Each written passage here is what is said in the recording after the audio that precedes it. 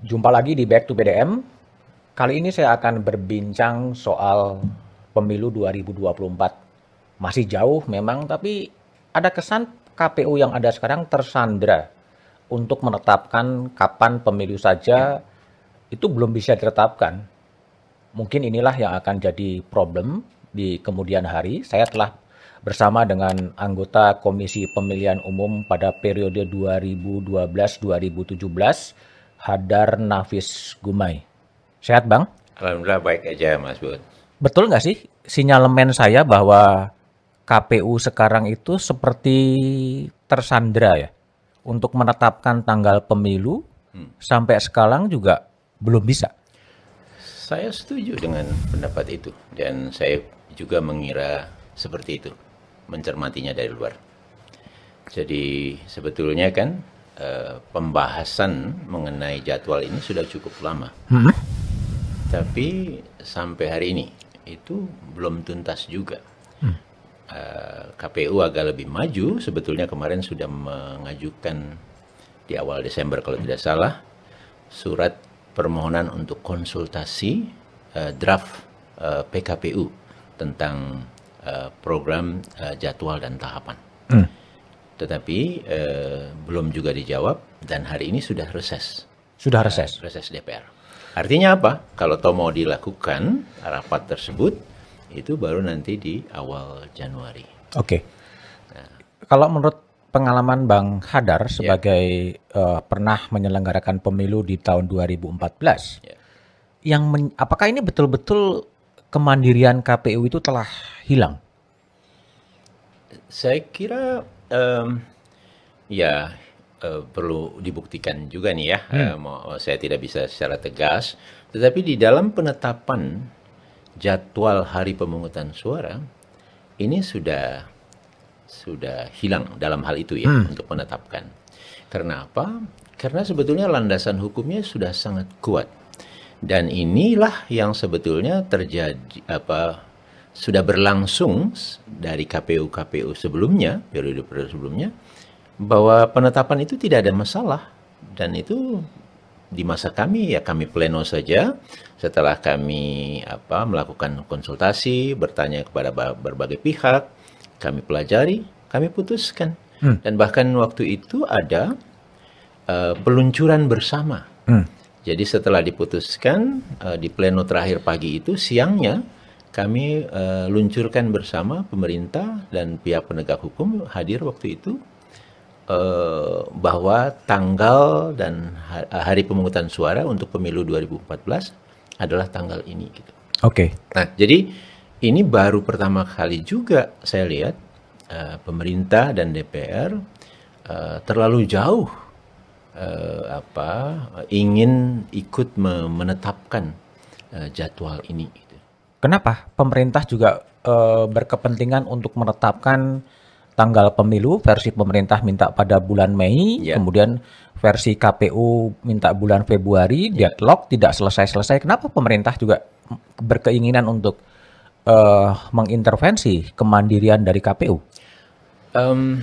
Ya tentu kita perlu pastikan kepada mereka, tetapi kalau menurut pencermatan saya, memang ada hitungan-hitungan kepentingan yang mereka ingin atau pemerintah ingin betul pada Mei inilah hari pemungutan suara itu dilaksanakan di 2024. Jadi misalnya saja supaya ini yang terbuka ke publik ya, supaya situasi politik lebih lancar, karena kalau tahapannya mulai terlalu awal itu akan mengganggu situasi pemerintahan yang ada sekarang, yang sedang sibuk, ini alasan keduanya, untuk recovery akibat situasi COVID misalnya.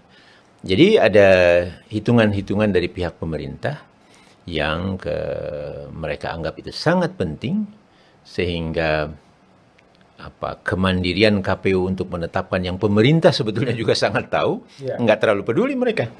Nah gitu. Apalagi kita lihat ya waktu itu Mas Bud ya, Di awal itu kan sudah ada kesepakatan sementara Ya. mengenai tanggal itu di bulan Ya. Februari ya, dari 17 Februari. awalnya tanggal 28, tapi 28. kemudian setelah dicek itu hari Galungan. Galungan, Oke. mundur ke 21. Nah, itu sepertinya sudah disepakati sementara. Disepakati. Nah, termasuk pemerintah loh di Ya. situ malah. Tahu-tahu di ujung belakang di bulan apa itu waktu bulan November atau awal Oktober, keluar dengan simulasi baru, perhitungan baru dari pihak pemerintah. Nah, mau dibahas lebih lanjut, kemudian waktu itu Menteri tidak bisa hadir karena ada rapat penting ya dengan Presiden, dan sempat juga bahkan tentu pihak Kompas juga Mas Bud pernah dengar, Menteri itu memanggil anggota KPU. Menteri memanggil anggota KPU Ya. untuk membahas jadwal ini. Oke. Nah, menurut saya ini juga sesuatu yang perlu kita pertanyakan. Kenapa tidak dibahas di rapat forum terbuka di forum konsultasi di DPR misalnya. Tetapi ini dibahas secara terpisah, dan itu kabarnya betul-betul diingatkan ini penting untuk menetapkan itu seperti yang diusulkan oleh pemerintah. Oke. Jadi kalau menurut analisis Bang Hadar, Ya. kenapa pemerintah juga ngotot betul ingin menetapkan tanggal pemilunya pada Bulan Mei. bulan Mei, Ya. ya? Tapi toh sebetulnya Pak Jokowi kan juga tidak akan maju lagi sebetulnya dalam pemilu presiden 2024. Ya, tentu kalau untuk pribadinya ya. Tetapi kalau lebih jauh, image dari keberhasilan dia, persepsi keberhasilan dia, kelancaran dia juga penting untuk langkah-langkah selanjutnya. Kan kita tidak, ia betul-betul akan meninggalkan dunia politik beliau, atau kan pemerintahan sekarang kan juga bukan Pak Jokowi saja, Ya. tetapi banyak partai-partai di sekitarnya, dan itu akan bermakna juga kan kalau untuk partai-partai yang di sekitarnya gitu. Nah, jadi saya kira agak sederhana sekali kalau kita menganggap karena Pak Jokowi sudah tidak lanjut, sebetulnya nggak ada hitungan dengan politik yang lain, misalnya begitu. Oke, tapi kan gini, Ya, usulan KPU Februari Ya. juga didukung oleh partai-partai politik. tidak semua ya, terbelah Tidak ya. semuanya. Ya, terbelah. Usulan Mei juga didukung oleh beberapa partai politik. Betul. Ini apa yang sebetulnya terjadi? Kenapa kemudian teks konstitusi sudah mengatakan bahwa KPU itu mandiri, Ya, undang-undang juga mengatakan KPU itu independen, ya. tapi kemudian partai politik juga ingin ikut menentukan, pemerintah juga ikut menentukan, mereka kan peserta-peserta pemilu sebetulnya. Ya, saya kira disitulah sebetulnya kita perlu mencoba melihatnya lebih dalam ya. Oke. Karena semua saya kira masing-masing punya hitungan-hitungan. Tetapi ini juga mungkin pola yang terjadi di negara kita ini. Kita mengalami KPK sebagai lembaga yang kuat kemudian dilemahkan. Oke. Jangan-jangan ini gilirannya KPU sebagai lembaga mandiri yang punya wewenang sangat besar di dalam memproses pemilu. Ya perlu juga kita ambil alih lah, kita kontrol kemandirian mereka gitu. Untuk kepentingan apa ngontrol KPU? Banyak sekali, Mas. Kebijakan-kebijakan KPU tentu harus berjalan dengan undang-undang kan. Oke. Ya, tetapi banyak kerjaan yang sebetulnya itu bisa juga berjalan di rel yang berbeda. Nah, misalnya siapa yang bisa ikut pemilu? Oke. Itu kan sangat penting sekali buat kekuatan politik. Apa iya partai-partai baru ini punya ruang? Apa enggak kami saja yang punya kekuatan besar di sini bisa jalan terus misalnya? Hal-hal seperti itu sangat mungkin, Mas, terjadi. Jadi misalnya saja ya sudahlah, kurang-kurang dikit, lolosin saja misalnya. Ini loh, Mas. Kemudian kalau kita mau detail ya, apakah KPU itu bisa bekerja dengan teknologi informasi yang bisa membantunya dengan akurat bekerja? Kan sempat berdebat juga, dan itu sempat terjadi di masa yang lalu. di pemilu yang lalu, nggak usah itu pakai sipol karena tidak diatur di dalam undang-undang. Jadi sementara pengawas yang lain mengatakan, iya itu tidak boleh. KPU ingin menggunakan. Jadi alat-alat bantu yang untuk bisa membuat bekerja lebih akurat dan itu bisa menentukan siapa yang bisa ikut pemilu. Dan ini ada kaitannya kan dengan peserta pemilu yang sudah menikmati semua ini dan ada pendatang baru. Atau siapa yang bisa ikut pemilu misalnya. Oke. Itu hanya salah satu contoh. Waktu Ya. Bang Hadar menjadi menjadi anggota KPU 2012-2017, Ya. betul-betul apakah juga ada intervensi dari pemerintah yang begitu dominan untuk penetapan tanggal pemilu? Kalau tanggal pemilu, seperti saya katakan tadi, belum pernah. Belum pernah. Belum pernah. Artinya Jadi baru sekarang terjadi. seingat saya mencermati pemilu-pemilu selama ini, tentu di masa pemerintahan Orde Baru, Orde Baru, lain lah, ya, ya, memang udah mereka tentukan sendiri. Tapi di masa reformasi, seingat saya belum pernah. Saya alami sendiri. Hanya 1 atau 2 waktu itu rapat konsultasi bahwa inilah rencana kami mengenai hari hanya tanggal sekian. Tidak ada perdebatan, cuma diingatkan perlu diperhatikan ABC, misalnya begitu. Tadi kami kemudian langsung rapat pleno mengeluarkan satu keputusan bahwa hari pemungutan suara pemilu tahun 2014 tanggal segini. Nah, habis itu kami undang mereka untuk melaunching bersama supaya dipahami oleh publik luas untuk kita melakukan persiapan. Masuklah PKPU tentang lebih detail tentang tahapan. Nah, itu di rapat konsultasi, ya tentu ada ide macam-macam, usul begini begitu segala macam. Kami catat semua itu. Dan habis itu kami lakukan juga uji publik dan seterusnya. Habis itu kami putuskan bahwa tahapan, program dan jadwal seperti ini detailnya. Ya. Kan hari H itu penting di awal ya untuk patokannya. Ya. Nah, di dalam undang-undang kemudian kita perlu detail, di dalam undang-undang ada rinci-rinci, ada yang dibatasi secara jelas, ada yang tidak dan seterusnya. Itu kami atur. Hitungan logistik kita perlu berapa bulan kita atur dan sebagainya. Tidak ada menurut hemat kami waktu itu. Artinya ini bisa disimpulkan proses penyelenggaraan pemilu sedang bergerak mundur, di mana kemudian pemerintah akan ikut campur lagi. Terlalu jauh dalam penetapan tanggal pemilu. Ya. Saya kira ya. Buktinya saja. Yang tadi saya katakan, mereka sudah berniat sebetulnya bagus sekali waktu itu kan semua publik tahulah malu media diumumkan. Kami membentuk tim kerja bersama untuk persiapan ini kira-kira begitu ya. Dan itu sudah dimulai di bulan Maret. Tetapi sampai sekarang itu tidak selesai dan kita tidak tahu kapan selesainya dan sudah ada suara dari pihak pemerintah melalui Dirjen Kementerian Dalam Negeri. Ya sudah ini kita sedang sibuk seleksi, nanti biarlah diputuskan sama KPU yang baru.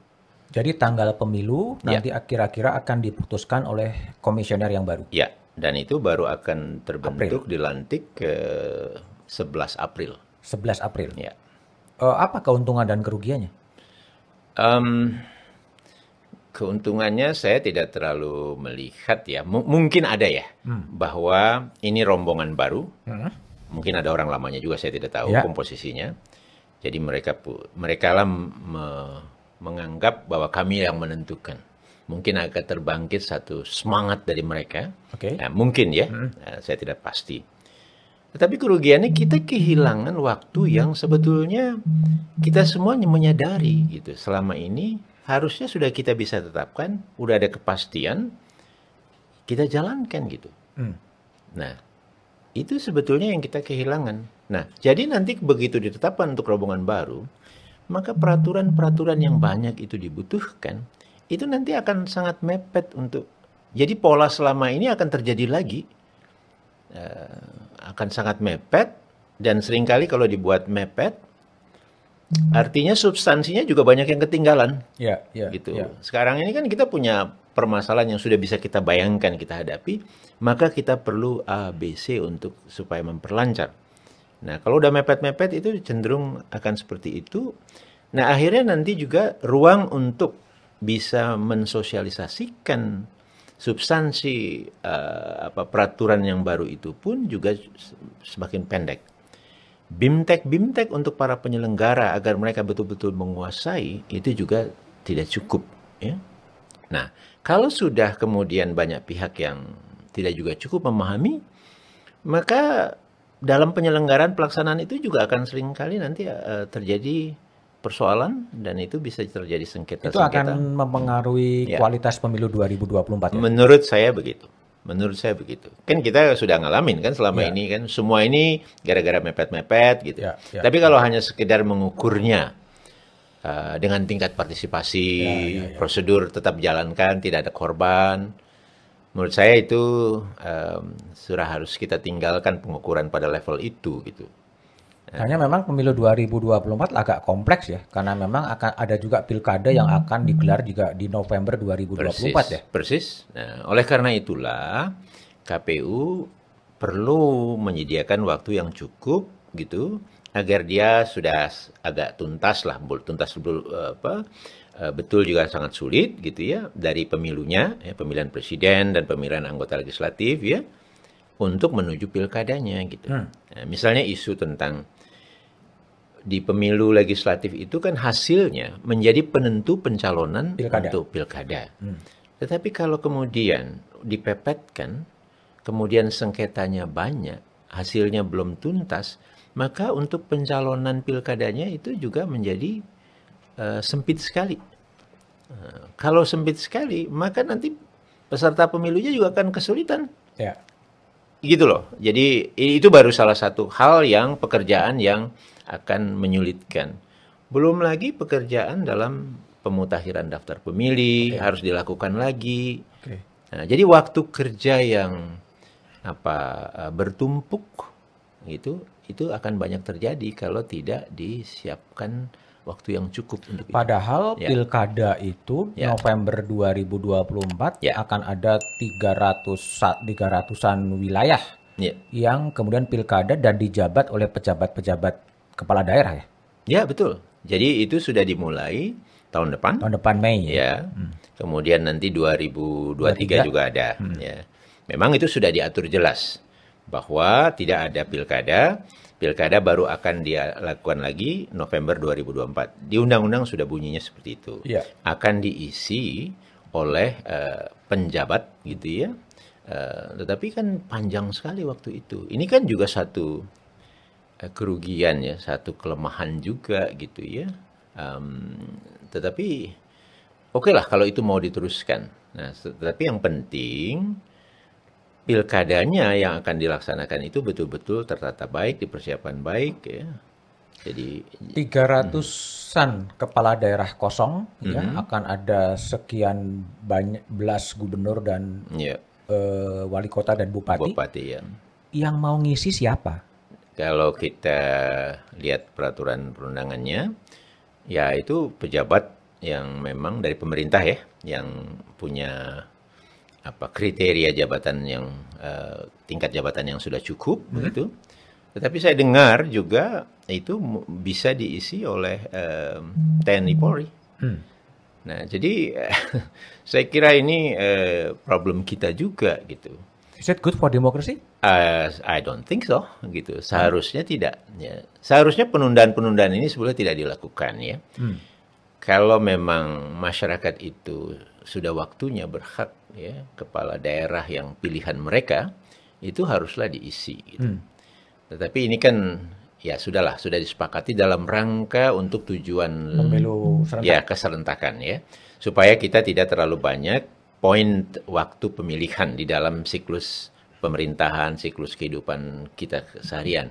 Jadi punya 2 poin saja pemilihan itu gitu ya, pemilihan kepala daerah dan pemilunya misalnya. Oke, kalau kita kembali kepada teks undang-undang, pemilu serentak apakah Februari atau Mei dan pilkada pada November 2024, ini desain memang kemudian diciptakan situasi di mana 300 lebih wilayah akan diisi oleh pejabat-pejabat gubernur yang sepenuhnya dikontrol oleh Jakarta, atau memang imajinasi politik yang sebetulnya lemah ketika undang-undang itu dibuat? Saya kira yang terakhir ya, yang terakhir. Tetapi memang tidak dalam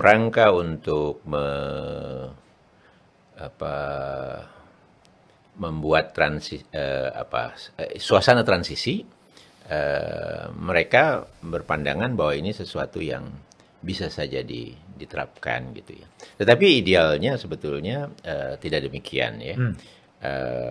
Walaupun memang waktu itu jadi perdebatan kan. Kalau kita mau teruskan diisi dengan pemilihan, maka masa jabatannya itu juga sangat pendek juga kan, karena harus ada pemilihan lagi di tahun 2024-nya gitu. Oke. Nah, jadi ini memang persoalan gitu. Tetapi ya artinya sepanjang ini memang sudah dibangun gitu. Menurut saya baik saja diteruskan gitu ya. Tetapi kemudian menjadi persoalan lagi kalau kemudian dalam detailnya udah dihitung oleh penyelenggara yang mandiri, yang kita semua tentu paling paham bahwa mereka paling tahulah mengenai detail-detail ini, tetapi itu tidak diperhatikan gitu. Mau dipaksakan dengan jadwal yang diyakini sendiri gitu. Bang Hadar, jadi kalau saya pernah bicara dengan seorang politisi ya, dalam forum terbuka juga di acara Satu Meja The Forum, Effendi Simbolon, ya, ketika kita mendiskusikan soal pemilu, dia mengatakan emang ada pemilu 2024. Artinya ada sebuah keraguan juga bahwa pemilu 2024 akan digelar, karena untuk menetapkan jadwal aja nggak ada. Anda ikut ragu juga pemilu 2024 bakal digelar? Sebetulnya itu semakin saya juga ada keraguan ya. Ada keraguan? Ada keraguan, apalagi itu terkait dengan, waktu itu kan banyak juga ide-ide dan juga diskursus tentang penundaan pemilu, amandemen konstitusi untuk dikaitkan dengan masa jabatan 3 periode, dan seterusnya gitu. Nah, kalau ini terus tidak terjadi penetapan, sangat mungkin jadi jangan-jangan iya ini. Jangan-jangan iya? Jangan-jangan iya bahwa ini sebetulnya ya mungkin akan ditunda. Kemudian atau dalam rangka, ini kan isu amandemen kan juga belum selesai ini, belum berhenti selesai, sebetulnya. Kan masih berjalan terus kan. Walaupun kita nggak terlalu dengar gitu ya, tetapi masih berlangsung kan upaya mau amandemen ini gitu. Nah, bisa jadi itu ke arah sana. Tetapi tentu saya berharap untuk itu tidak. Nah, salah satu caranya untuk menunjukkan bahwa itu tidak akan terjadi, putuskan. Tetapkan. Iya, tetapkan. Ya. Jadi berhentilah pemerintah untuk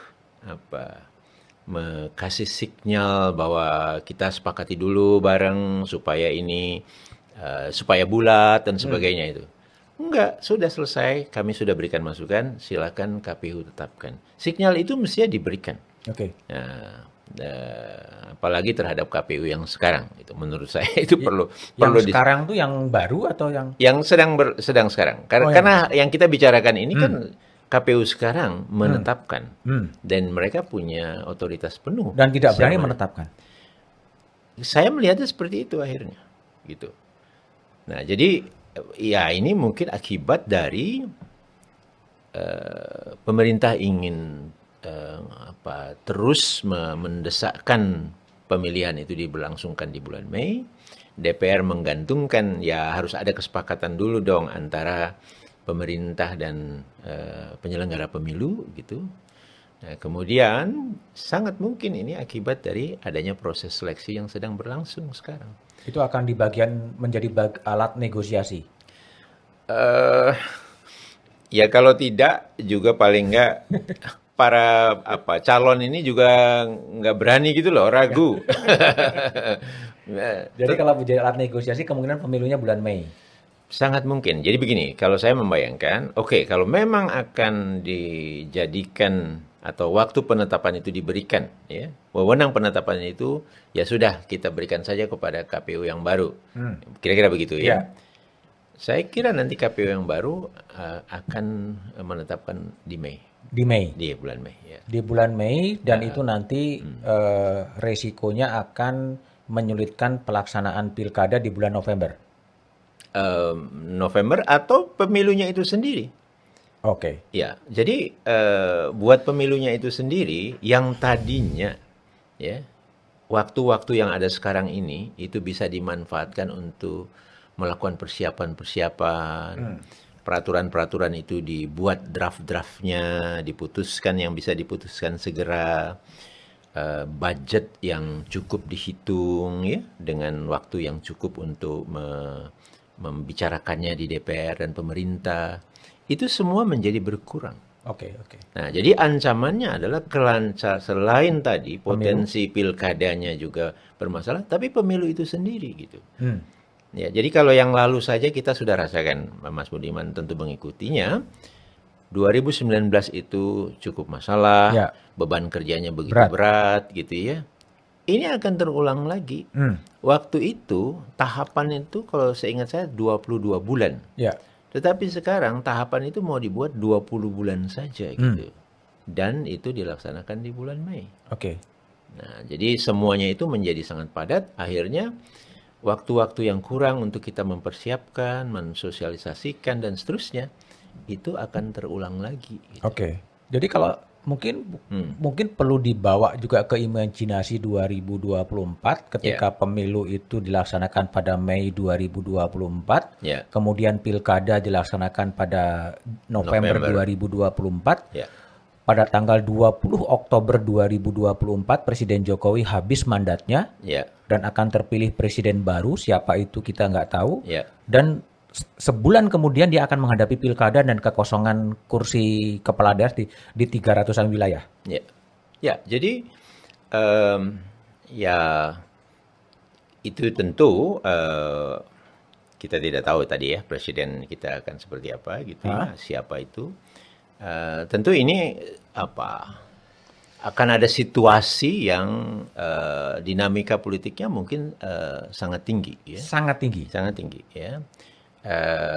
Jadi pemilihan kepala daerah yang sedikit saja kemarin ada digelombangkan ketiga gelombang, itu juga ada persoalan-persoalan kan di sana sini ya. Sengketanya sudah pasti cukup banyak, kemudian ada pemungutan suara ulang juga ada begitu.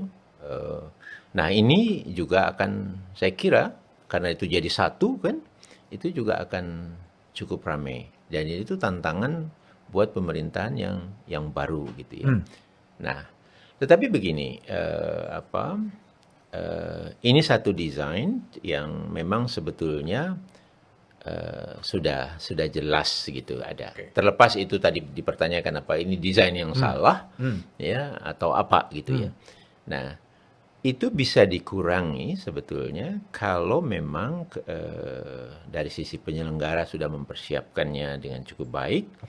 Sehingga kalau dipersiapkan cukup baik, peraturannya sudah jelas jauh-jauh hari, tentu masing-masing peserta juga akan bisa memahami. Kita semua pun juga tidak akan terperangkap oleh apa ini atau terbawa-bawa lah oleh kekuatan-kekuatan politik yang tidak puas gitu.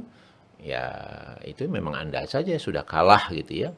Kemudian juga pihak-pihak penyelesaian sengketa juga akan lebih siap untuk menjalankannya. Jadi dari sisi persiapan di berbagai sektor ini menurut hemat saya akan lebih baik sehingga potensi permasalahan itu bisa turun gitu. Nah, tetapi kalau kemudian kembali sekarang saja kita tidak bisa menetapkan, baru nanti gitu ya, maka segala sesuatunya yang tadinya bisa kita bereskan lebih dahulu itu menjadi sulit untuk bisa kita laksanakan gitu.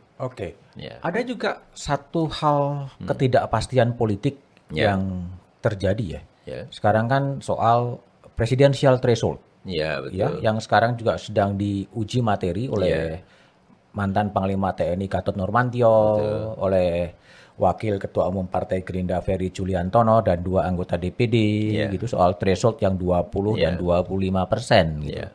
Kalau pandangan Bang Hadar gimana? Presidensial threshold ini gimana sebaiknya? Sebetulnya ini sesuatu praktek yang kalau saya berpandangan ini sebenarnya tidak sesuai dengan konstitusi kita. Tidak sesuai. Ini penyimpangan sebetulnya. Penyimpangan. Di mana penyimpangannya? Ya, jadi begini. Pengaturan sistem ya. Sistem itu bukan hanya bagaimana kita menetapkan pemenang dari suara yang dikumpulkan, pemenangnya itu siapa nantinya dalam sistem pemilihan presiden. Tetapi juga siapa yang mencalonkan, apa syaratnya mencalonkan. Itu sudah lengkap di dalam konstitusi sebetulnya. Diajukan oleh partai politik dan Betul, gabungan peserta partai politik. Iya betul, peserta pemilu. Oke. Ya, tidak ada bahwa harus ada persyaratan punya kursi 20% dan suara atau suara 25%. Itu pengaturan tambahan, ya, value daripada regulation ini yang ditambahkan oleh penguasa pembuat undang-undang pada saat itu dan sampai sekarang dipertahankan. Loh, kalau pemerintah dan DPR memang menghendaki ada persyaratan bahwa 20 atau 25%, apa yang salah? Ya, enggak bisa karena ini sudah terkunci sebetulnya di Undang-Undang Dasar. Jadi partai politik mana yang bisa mencalonkan presiden, pasangan presiden dan wakil presiden? Partai politik peserta pemilu, titik.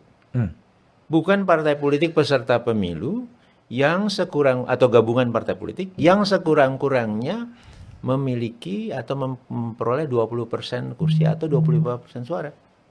Itu kan pengaturan tambahan loh. Tapi bukankah dalam konstitusi juga itu diatur dalam undang-undang? Pengaturan undang-undangnya ada tata caranya. Dan itu bukan tata cara. Tata cara itu adalah kapan mendaftarkannya, dokumen apa saja yang harus diberikan, bagaimana diperiksanya, siapa yang memutuskan, dan seterusnya. Tetapi bahwa itu harus ada 20% kursi dan 25% suara, itu sudah nilai pengaturan baru yang ditambahkan. Padahal konstitusi hanya mengatakan peserta pemilu. Jadi pemahaman saya bahwa setiap partai politik yang sudah ditetapkan sebagai peserta pemilu, maka dia bisa mengajukan. Entah dia mau sendiri atau dia mau bersama.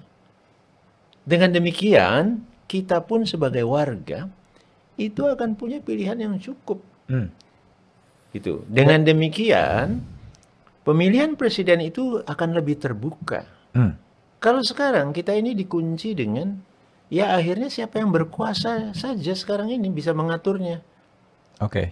Jadi opsi-opsi lain itu menjadi sangat sempit dan bahkan tidak akan ada gitu.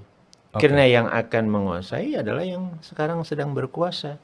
Dia tinggal ajak aja pendukungnya. Ya, mereka tidak merasa punya cukup dana calon, ya lumayanlah dapat bagian nanti kalau bergabung menjadi menteri ini, menteri itu dan sebagainya gitu. Itu udah berulang kali diuji ke Mahkamah Konstitusi. Betul. 13 kali atau Betul. berapa kali, dan Mahkamah Konstitusi mengatakan bahwa itu open legal policy, silakan kepada pembuat kebijakan, pemerintah dan DPR untuk mengatur mau 20%, mau 25%, mau 15%. Ya. Ini menurut saya, mohon maaf, problem dari hakim-hakim konstitusi kita. Problem dari hakim konstitusi. Kenapa dengan hakim konstitusi? Ya, mereka pun mungkin punya hitung-hitungan politik terhadap dirinya. Oh. Saya jadi ya oke lah, mungkin ada perbedaan pandangan cara melihat ya, bagaimana pengaturan ketatanegaraan kita, mungkin juga membaca konstitusi, memahami konstitusi. Tapi menurut saya, mereka pun tidak lepas dari kekuatan-kekuatan politik yang ada sekarang. Sehingga membuat kebijakan atau putusan yang mereka ambil itu juga tidak lepas dari konstelasi politik dari mana mereka juga berasal. Artinya hakim-hakim konstitusi juga dikontrol oleh partai politik? Ya tidak lepas lah ya. Tidak lepas? Tidak lepas menurut saya. Jadi memang ginilah. Saya senang mendengar kabar ada upaya lagi untuk men-challenge ini, melakukan judicial review. Saya berharap akan lebih banyak lagi. Walaupun saya tidak terlalu optimis bahwa ini akan dikabulkan. Karena hakim-hakim yang ada di Mahkamah Konstitusi kita seperti ini gitu ya. Jadi kalau menurut Bang Hadar, memang ambang batas parlemen 20 atau 25% itu sebaiknya jadi 0? Ya, seharusnya tidak ada. semua partai politik peserta pemilu Ya. berhak untuk Mengajukan. mencalonkan presiden. Ya. Jangan khawatir bahwa kita punya pemilu yang calon yang banyak. Justru itu yang harus kita bersyukur. Ya. Ini kan hak warga juga gitu. Baik dia untuk maju maupun kita sebagai pemilih untuk memilih siapa yang terbaik menurut kita. Jangan khawatir bahwa ada putaran kedua. Loh, konstitusi bilang kok kalau tidak ada. Kenapa dibuat sistem seperti itu? Karena memang kita ingin ya calon itu memang banyak, partai-partai politik bisa mencalonkan. Kalau tidak bisa mencapai 50% plus 1 dan dukungan merata sekurang-kurangnya 20% suara di minimal separuh provinsi kita, ya sudah ada putaran kedua kan. Desainnya seperti itu. Kalau enggak, rubah aja desainnya buat apa? Kalau kita mau membayangkan calonnya sedikit aja gitu, ya sudah, rubah aja itu desain di konstitusi gitu. Kenapa dulu saya termasuk yang mengusulkan ini waktu itu? Karena tadi berpikiran kita akan punya banyak calon, biarkan sistem kita akan terbuka gitu. Kalau sekarang sistem itu akhirnya betul-betul direkayasa untuk kekuatan politik yang ada untuk dia bisa bertahan terus. Tidak cukup terbuka. Jadi presidensial threshold sebenarnya harusnya 0%. 0%. Bukan katanya 20-25 dikurangin jadi 10 atau jadi 15. Tidak. Betul-betul 0%. 0%. Karena itu tadi saya katakan, sistem pemilihan untuk anggota DPR tidak ada di konstitusi. Untuk DPD tidak ada di konstitusi. Tidak ada. Satu-satunya hanya pemilihan presiden dan wakil presiden. Kenapa? Karena memang itu kunci, dianggap penting. Dan sistemnya sudah dituntaskan. Diatur lebih lanjut di dalam undang-undang itu mengenai tata caranya. Tetapi bukan mengenai syaratnya. Itu.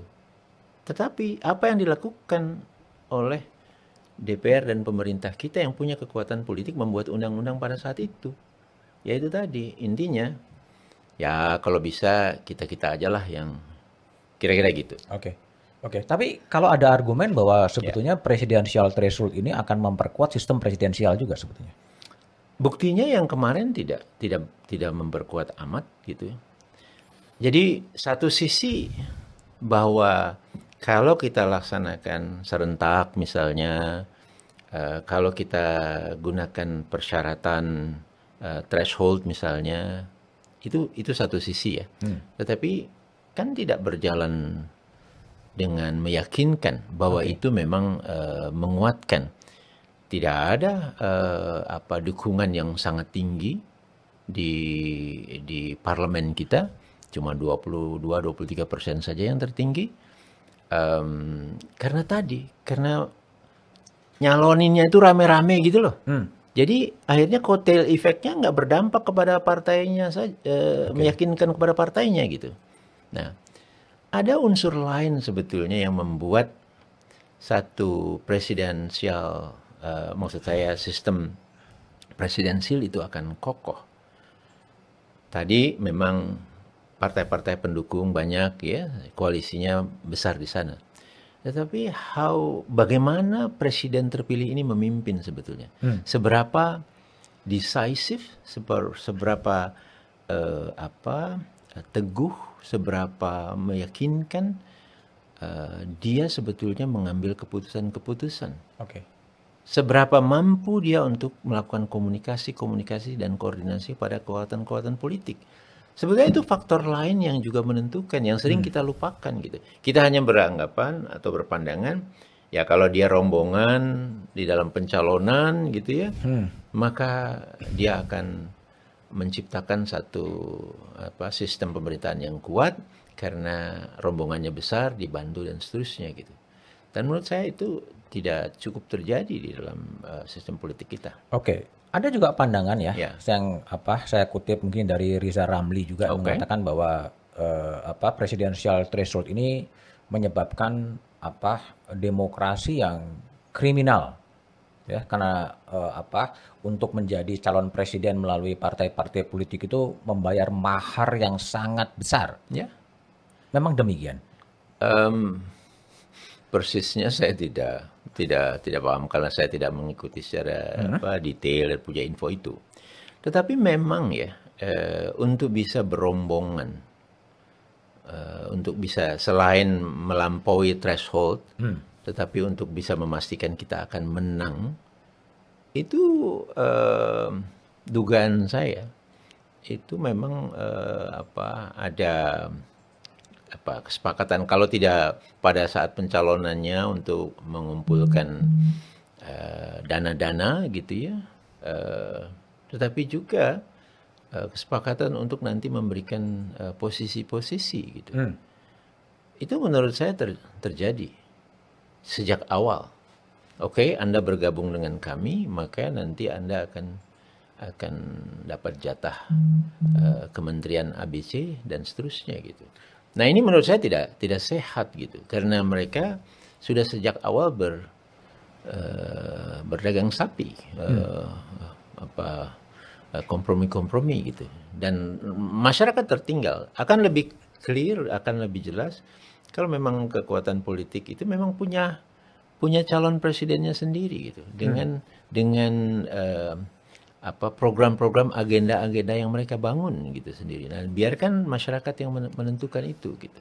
Sekarang kan yang terjadi adalah orang yang memang by survei mempunyai elektabilitas yang tinggi, tidak punya partai politik. Orang yang menjadi ketua umum partai politik punya partai politik, elektabilitasnya rendah. Ini kan yang kemudian agak menyulitkan ya, memaksa sistem itu melakukan transaksi dan negosiasi. Betul. Karena yang bersangkutan perlu perahu. Ya, ini terjadi di model-model pilkada kita juga kan.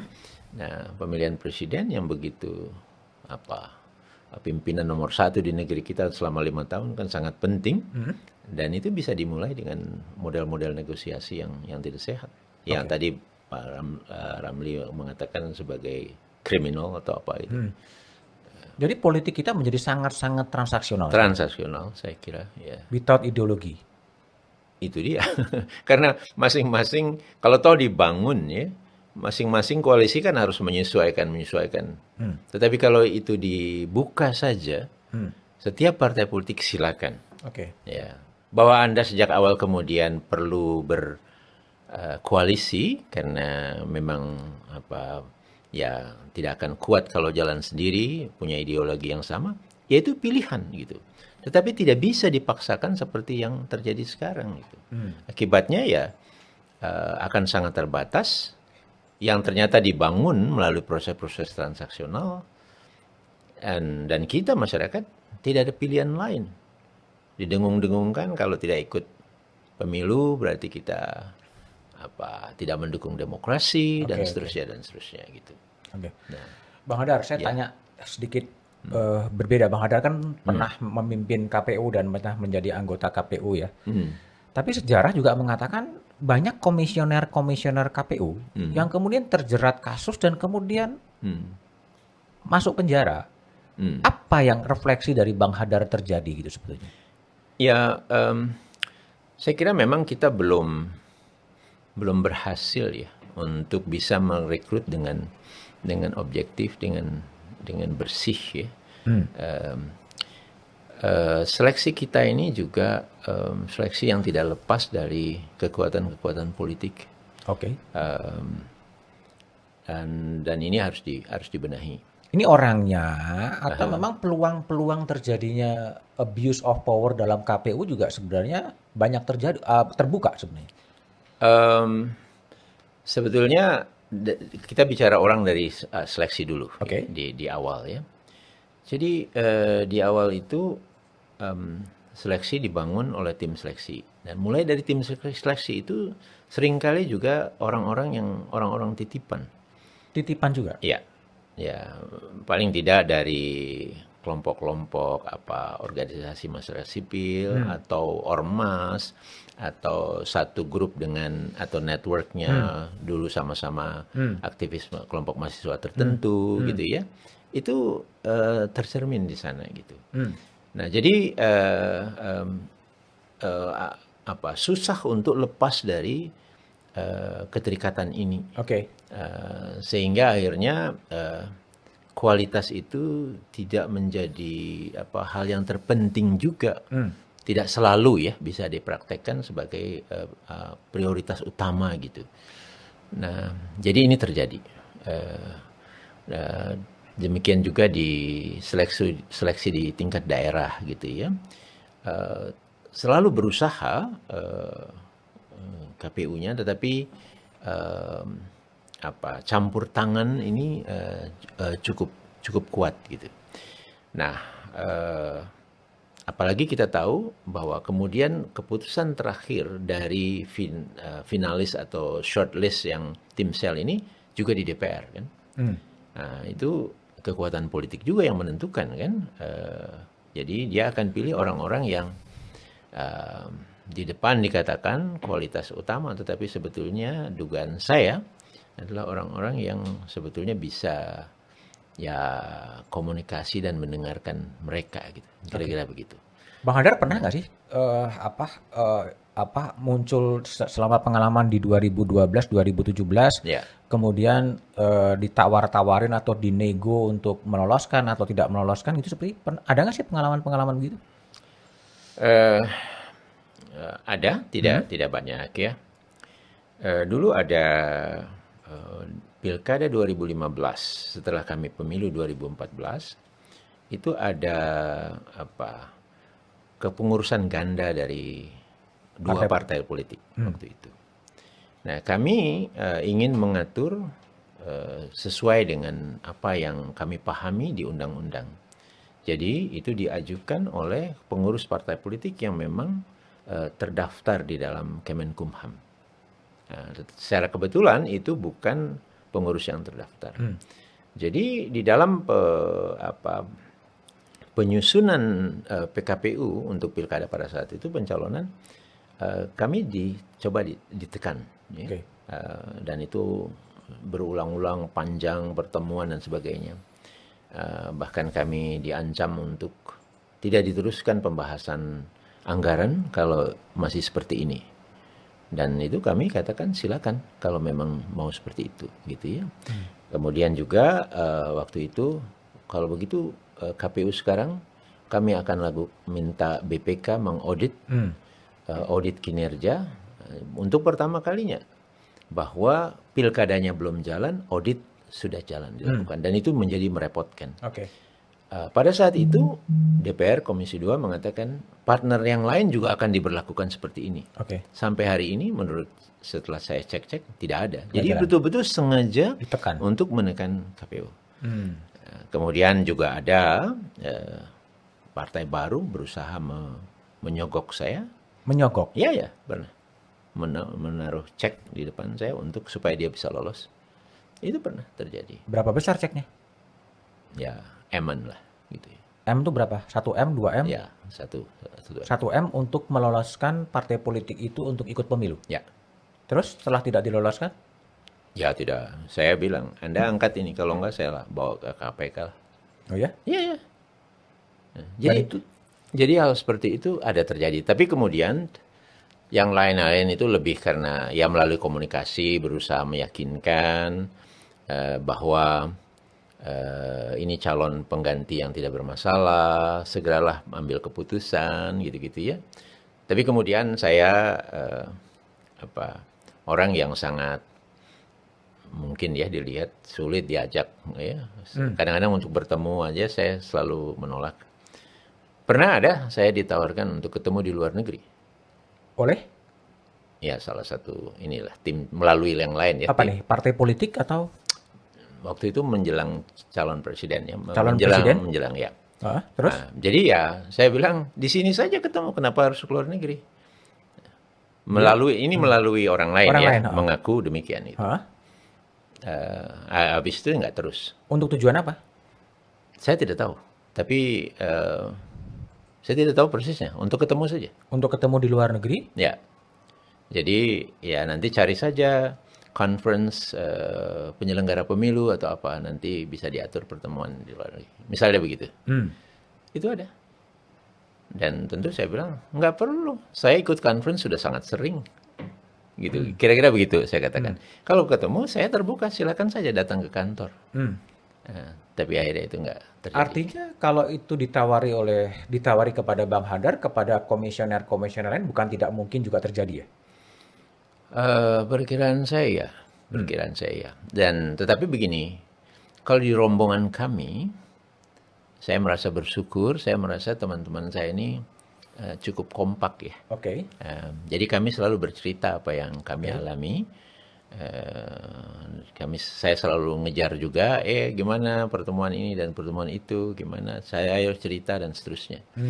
Kami selalu mengingatkan, intens sekali kami 24 jam itu, gitu ya, di rombongan kami ya. Saya merasa begitu ya.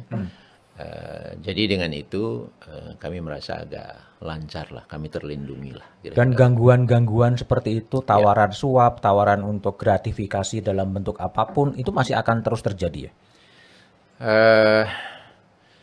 Sangat mungkin ya, apalagi kalau kemudian komisioner ini masuk dengan ada semacam komunikasi dan kesepakatan dengan kekuatan politik, dengan partai politik.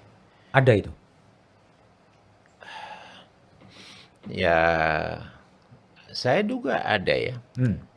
Misalnya saja ya, ada pertemuan dengan fraksi misalnya sebelum mereka fit and proper misalnya.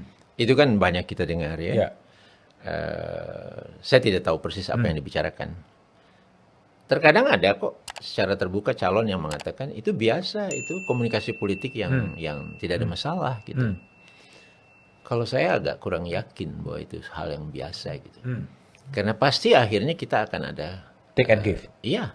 Dan ternyata setelah itu kita kepilih gitu. Ada orang mungkin ya udah, memang waktu itu kita ngobrol sepakat, tapi ya sekarang saya udah terpilih. Ya kita jalanin aja apa yang aturan main yang ada gitu. Ya, tapi mungkin banyak yang tidak bisa demikian juga kan. Karena dia sudah dipilih atau menjadi bisa terpilih karena vote-nya diberikan kepada yang bersangkutan misalnya. Nah jadi model-model seperti ini menurut saya menjadi pintu, menjadi persoalan untuk kemudian seorang komisioner itu bisa betul-betul menjaga integritasnya dan betul-betul menjaga kemandirian lembaganya gitu. Bang Hadar, kalau kita ngomong soal kualitas pemilu ya, yang sering muncul ke permukaan adalah ketika penghitungan suara itu selesai, yang muncul adalah tudingan bahwa pemilu itu curang. Di mana sih pengalaman Bang Hadar potensi-potensi kecurangan pemilu itu? Sebetulnya salah satunya itu adalah perubahan perolehan suara saat rekap ya. Kemudian juga di TPS-TPS saat pencatatannya. Tetapi ini semakin sulit dilakukan karena publikasi tentang hasil itu sudah direkam makin transparan. Ya, dan kemudian dibuka secara cepat. Nah, itu semakin sulit dilakukan. Kalau toh waktu kita belum menggunakan teknologi itu, sepanjang proses itu terbuka, rekap-rekap itu terbuka dan semua pihak yang hadir, para saksi itu betul-betul bekerja mengontrol, itu juga tidak mudah. Karena proses kita kan terbuka diikutkan ya. Nah, tentu untuk daerah-daerah yang di mana jauh dari pemantauan, dari saksi yang banyak lengkap dari setiap peserta gitu, kemudian kontrol supervisi dari penyelenggara di atasnya, kesiapan pengawasnya, itu memang lebih prone, lebih mudah terjadi gitu ya. Tetapi saya yakin sejak kita menggunakan pada masa kami 2014 itu kami mengenalkan situng, kami publikasi foto, publikasi cepat, ya, kemudian kami scan di tingkat dan sekarang kemudian mereka mengembangkan lagi di pilkada dengan Sirekap, walaupun tidak berfungsi cepat seperti yang diharapkan, tetapi itu sudah bisa mengurangi gitu ya. Bang, ini kan kalau proyeksi Bang Hadar, kapan Indonesia itu bisa melakukan e-voting?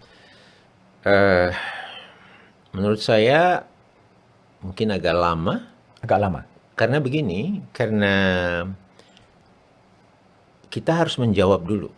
Permasalahan yang kita mau selesaikan ini permasalahan di mana?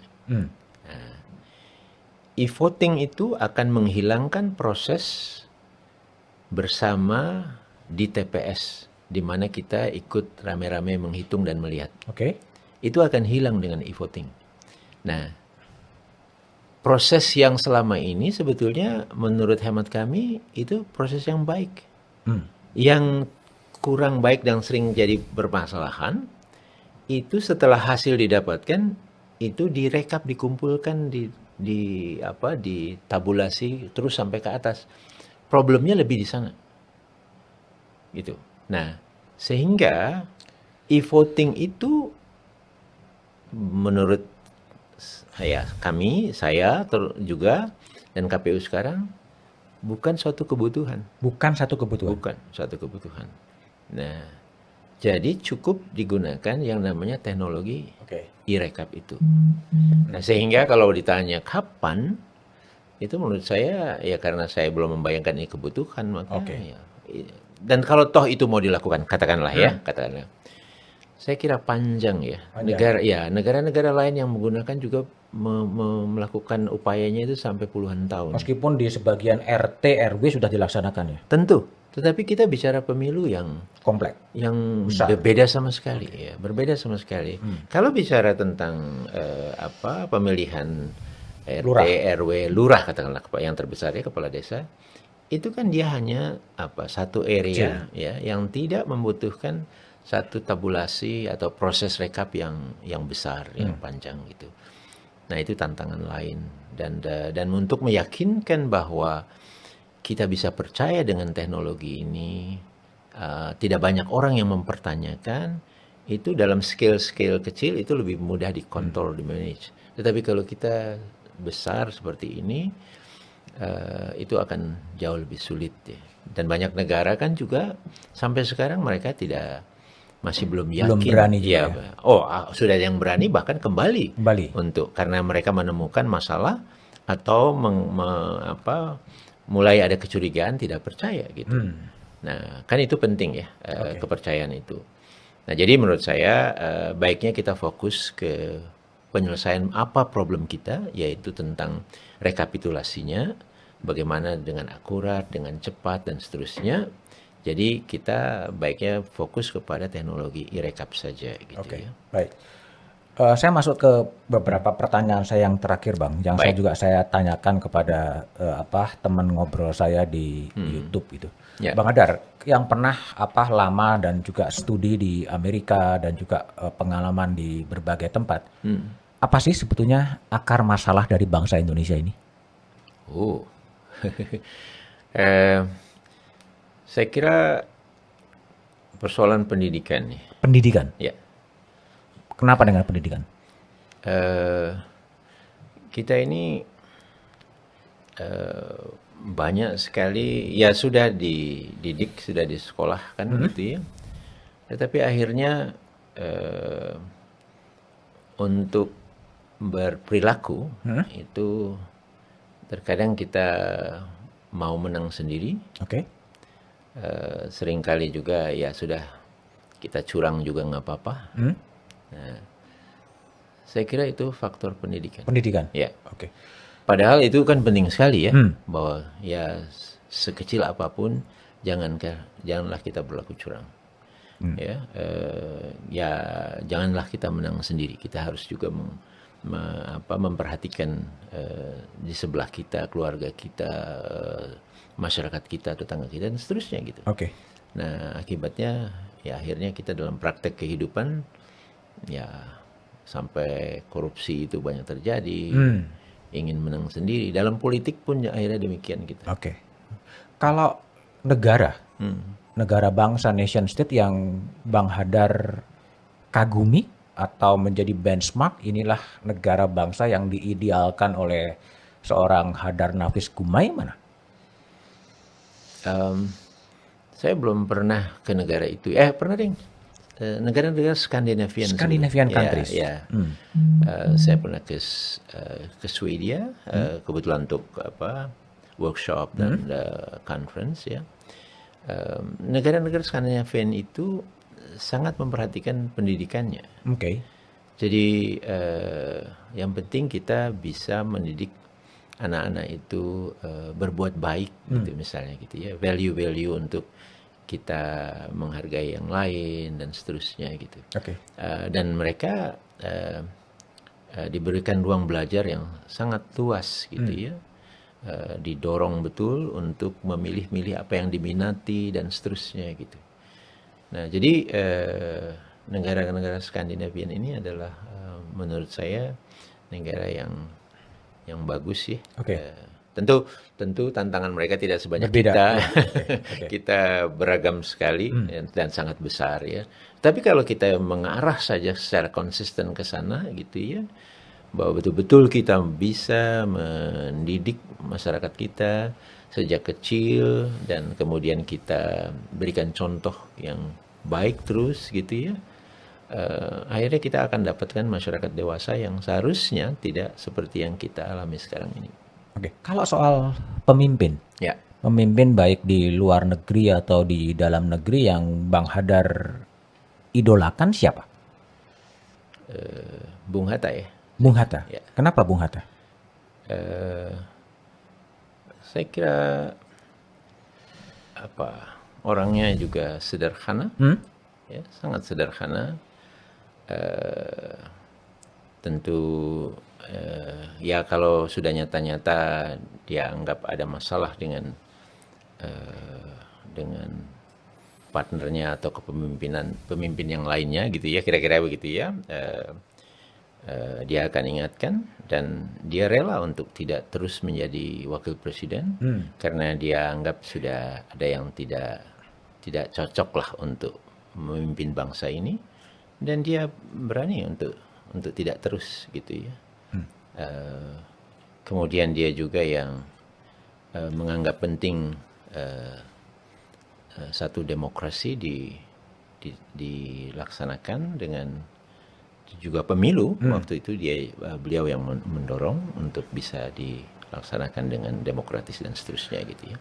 Kalau karakter pemimpin Indonesia untuk 2020 itu karakter seperti apa sebetulnya yang cocok untuk mengatasi segala problem yang ada di Indonesia?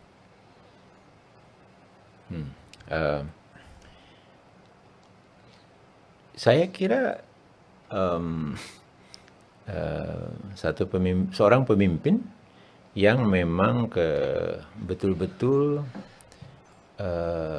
memperhatikan semua kelompok, ya, kemudian tegas, ya, tentu tidak harus sekeras atau